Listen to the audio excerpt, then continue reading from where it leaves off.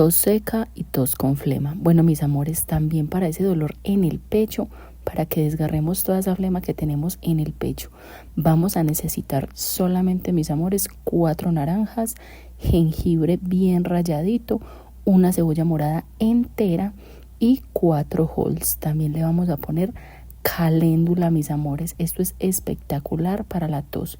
Y aproximadamente 6 cucharaditas de miel.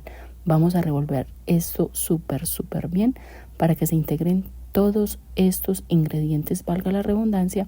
Finalmente, cuando ya haya hervido, vamos a ponerle una cucharadita de mantequilla y la dejamos integrar muy bien.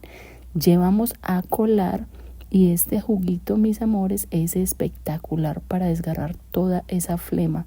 Para los adultos lo podemos tomar en este vasito, o para los niños le podemos dar 2 o 3 cucharaditas por día, mis amores. Es espectacular. Recuerden que lo que hacemos con amor sabe mucho más rico.